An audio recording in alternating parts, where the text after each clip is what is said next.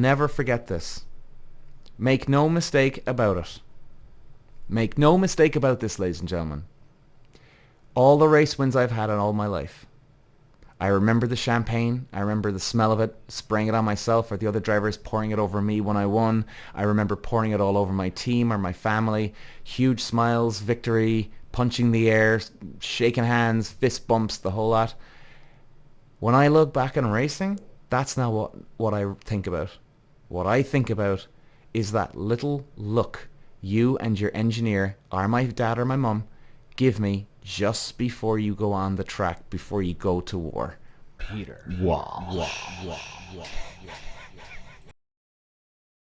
Ladies and gentlemen, this is definitely going to be a special podcast for me today. This is all about the relationship a racing driver has with his engineer and his team. Now, I've had a very special bond when it comes to racing with my parents and my family. Now, I've had that anyway, with whether racing existed or not. I have that connection, which is wonderful. But this is just something different. We're not talking about family, actual family like your mom and father and brother and sisters like I have. This is something different today. This is like family. This is like blood. This is a very, very special bond that it's very, very hard to explain to people the relationship a racing driver has with their chief engineer, the guy in the background. Now, I know a lot of people are watching Formula 1 these days. Who is the engineer? Who is this guy you're on about? This is the guy that the racing driver is speaking to during the race. Now, if you're watching Formula 1, guys, you hear Verstappen, Hamilton, and all the drivers, they're speaking to someone, right? Most of the time, that is their engineer. Well, it should be anyway.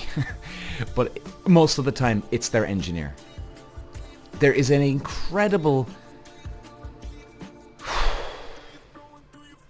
This actually kind of gets me quite emotional, I've got to say, because the things that I remember of racing is not the wins. It's not the spraying the champagne over myself or my team or the other drivers standing next to me and smelling that champagne, which is incredible smell, by the way. And believe me, that can bring you back if you smell champagne. But what I remember is the look myself and the engineer would give me before you go onto that racetrack, about to do battle with others. And you get that wink that they're there with you and let's do this. You're in the trenches with this guy, and it is an incredibly hard bond to explain to anyone. So, let's go back. Let's start at the start, right? Quite a lot to talk about with this one. How does a racing driver and engineer get so close? Well, the thing with racing drivers and engineers is you've got to get close to them. Now, there's two engineers I've had in my life when I was racing that just an incredible bond with them. Now, I didn't have that bond with the other engineers I've had. Now, I've had maybe, 7 or 8 different engineers, but 2 really shine. Now, you'd still have quite a bit of a bond with these guys. And by the way, guys, anything I'm telling you here, trust me, the Formula 1 drivers would have the same. I can fucking tell you that for a fact. Because it's hard to explain to people, but believe me, we all know this. And 2 out of 7, 2 out of 8, you still would have a bond with the other engineers that you've actually raced with. But just not as deep. You know what I mean?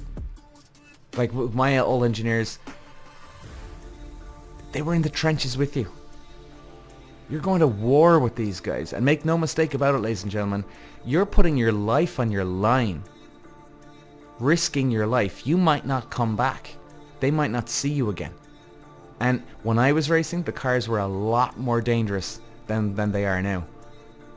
And you're putting your life in this guy's hands. So you've got to trust him. You've got to have an open communication. And, some people say to me, well, Peter, you sound like a fairly level-headed guy when it comes to communicating when I talk about dating, right? And I talk about dating and try and, be honest and open and be self-aware and communicate. Well, I don't know whether it's an actual gift I have. I don't know. Or it's just something that I'm tuned into. Or the chances are I learned that at a young age, communicating with an engineer. It could have been that. It just could have been that. So how do you get close to the engineers? Well, it all starts off when you sign up with a team. Now, a racing driver will probably, let's say if you're in a racing season, you might start talking to different teams for the next year, right? So in other words, if I was racing in Formula Ford right now, FORD, and I'm trying to progress up the ladder, come August, September, maybe October, you're starting to talk to different teams for the level up. So in other words, after Formula Ford, you're looking at maybe Formula 2000 in America, that was the route I went, or you're looking at Formula 3 in Europe. Right now, especially the British F3 or German F3, they tend to be the best. Are definitely the most popular anyway. But I think definitely if you're in German or British F3, that's the way to go. So you're coming from Formula Ford, and August, September, October, you're talking to Formula 3 teams, or you're talking to Formula 2000 teams in America and Canada. So I mean, there's a lot of prep to be done. So you're not dealing with the engineer right there and then. You're talking to the team owner, team boss. Can we make a deal? Can we do a deal? And then if you get the deal done, now of course there's a lot of limits now on testing these days. So because they're trying to keep the budgets down. Now the thing is, if you do get some testing in, you would definitely try and wrap up your season in Formula Ford. Maybe get 1 or 2 test days during the summertime, right? Which would be great prep work for the year after, right? So in other words, if I'm in Formula Ford in May or June or July, I'm looking to try and get into a practice day and testing in a Formula 3 car or a Formula 2000 car to level up in the next few weeks, few months in the summertime. I mean, that now, if you can get that's an ideal scenario that you have. So anyway, you may or may not meet the correct engineer at the time, but you see, sometimes if you're going into a pre-season test day, you might be put into the number 2 seat instead of the number 1 seat, so you mightn't have the engineer that you would have. Because at the end of the day, if you are getting a pre-season test, in other words, if I'm in the summertime, I'm racing in Formula Ford, I just want to make sure I'm clear here, guys. If I'm racing in Formula Ford, and in the summertime, if I get a pre-season day in a Formula 3 car, a whole day of testing, the number 1 driver might have the number 1 engineer. Whereas they're not going to risk putting you into the number 1 car, okay, most times. Because their driver might be leading the championship or chasing the championship. They don't want to risk Peter, let's say, jumping into the car, crashing the fucking thing, writing the car off, damaging everything, and all of a sudden their main driver's coming back into the team. So you mightn't even meet the guy at the time here. So you sign up, you get the job done. Whatever, if you're the number 1 or 2 driver, you meet the engineer. Now, you'll be doing some pre-season testing, hopefully, if you're prepared and you can get out in test days. And you might do a few test days. And now, see, the thing is with test days, it's like a lot of sports where you're not pushing. I mean, really what a racing driver and engineer will do, this is where the relationship really comes in now. The racing driver and engineer are focusing on, or what they should be focusing on, is the basic balance of the car. Now, yes, the racing driver might have to get to grips with the car, right? Get used to downforce or less downforce, God knows what, more engine speed. Now, as a racing driver, give yourself an hour or 2 and you're fine, you know? You should be, if you're any way decent, you should be used to the grip levels and at that faster engine speed.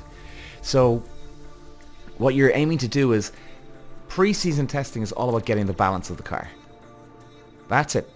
Now, you maybe go out and do a couple of hot laps, of course, but you shouldn't be pushing. You're trying to just build up consistency. That's what a real racing driver would be looking to do. If he's on the ball, you're looking for a balance. Is this good grip level for it? If I do a 10 lap stint, is this good grip? Is the engine speed staying up? Is the engine speed staying up at 200 miles an hour from going into a corner? Or is it actually losing power? Or if I've got too much handling, too much oversteer, understeer, midway through that 10 lap stint, am I losing engine speed at the end of the straight simply because I've got too much oversteer after lap 5? Because it kicks in, or too much understeer. Therefore, when I'm coming out of the corners, it's getting affecting the engine speed. Therefore, it affects me down at the end of the straight. So all these factors are a big thing now. Relationship between you two is vital at this stage. Now, pre-season testing, to me, was definitely the most important part. Without a shadow of a doubt, the most important part of being a racing driver. It's the preparation that you put into it. And not just even the handling of the car or the engine speed of the car you'd be focusing on. There's other things like getting to know the engineer. In other words, can Peter actually be open and honest and communicate properly with the engineer? Is Peter going to lie and just blame the car, which I never did? But there's racing drivers that would do this. They'd blame the car. Oh, it's this and that.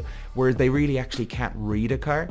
Is it understeering? Is it oversteering? So there's a lot of things like this. And your engineer's got to figure out, okay, is Peter a bullshitter? Is he telling me the truth? Does he do a bit of both?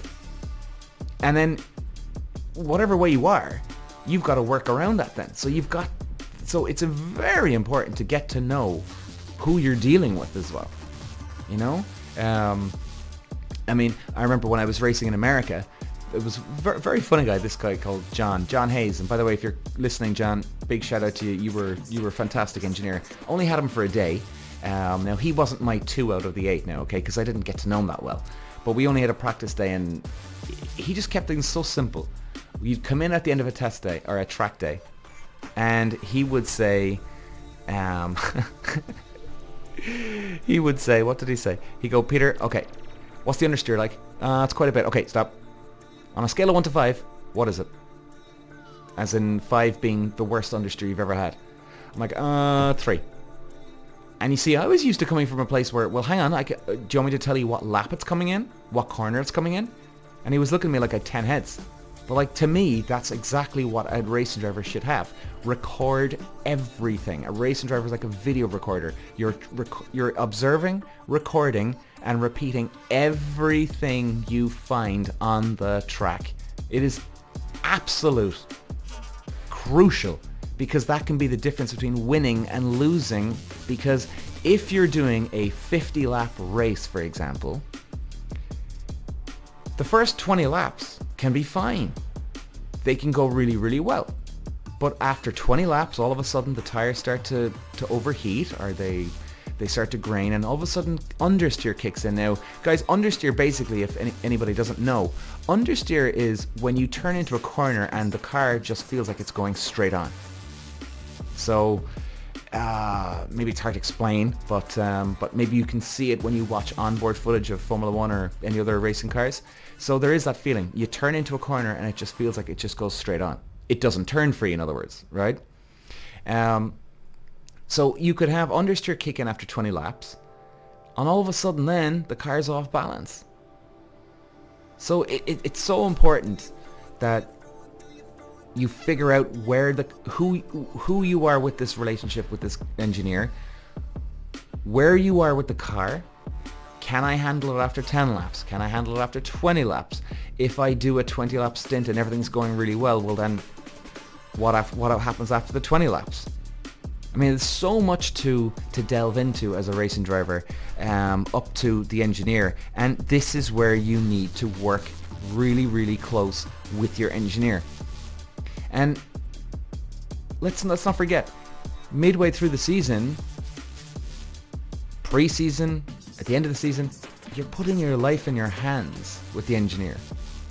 Now, as a racing driver, you don't go around thinking it, okay? You know, like, we know there's danger, but, you know, firstly, we love the adrenaline and the danger. I mean, I gotta admit, you do love the fucking danger. It's a huge rush. the risk element of it, you know. And hey, you know, God forbid, touch wood, I got out of it alive. I mean, I've known guys who actually died. I've known 3 guys very, very well. They're all dead, unfortunately. But that doesn't mean it was the engineer's fault. It just they got into accidents on the track, hitting other guys, or guys hit other them. So I'm not saying there's nothing, by the way. There was no engineer's fault for these guys. So it is crucial, and I'll never forget it. I'll never forget this. Make no mistake about it. Make no mistake about this, ladies and gentlemen. All the race wins I've had in all my life, I remember the champagne. I remember the smell of it, spraying it on myself or the other drivers, pouring it over me when I won. I remember pouring it all over my team or my family. Huge smiles, victory, punching the air, shaking hands, fist bumps, the whole lot. When I look back in racing, that's not what I think about. What I think about is that little look you and your engineer, or my dad or my mum, give me just before you go on the track, before you go to war. Because you have a bond with your family, you have a bond with your engineer.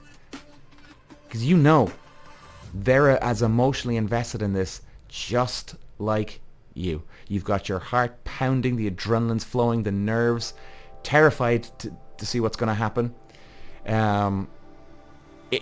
You're going to war, ladies and gentlemen. You really are. And, you know, the next time you listen to Formula 1, think about it. Because believe you me, if any racing driver is worth his salt, he's going to have a good relationship with his engineer. And he'd want to have a good relationship with his engineer. And thank God, like, racing cars have got a lot safer these days. Because, I mean, even when back in my day, we didn't have roll bars. Sorry, not roll bars. We didn't have the halos that Formula 1 drivers, Formula 1 cars, 2, 3 cars have. We didn't have them. And, I mean, they've saved a lot of lives in the last couple of years. Thank God. Touch wood for them, thank God. You know, and we just had a couple of roll bars on the side of our cockpit. And if you had a big accident, you'd smack your head off these roll bars. And believe you me, I've had quite a few. And it ain't pretty. You know, it's not pretty. It can be tough. But it's amazing the way things have come along. And it's great. It's great. It's wonderful. To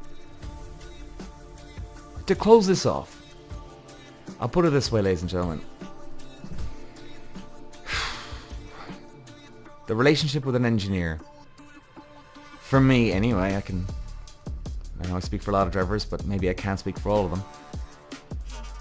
I'll never forget it, and I will go to my grave thinking about my race engineer giving me that look, giving me that thumbs up, the handshake before you go out on that track, just when you're starting up the engine, and the last person you see is him giving you that wink in the eye.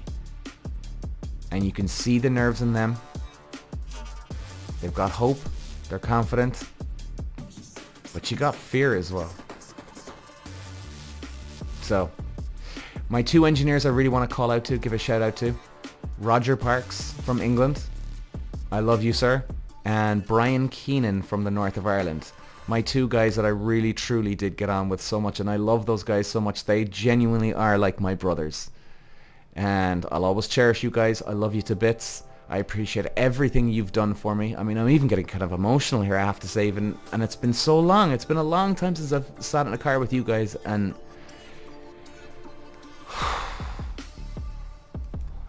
I love you guys. And ladies and gentlemen, thanks for listening. And I'll be back. Cheers. Peter. Walsh.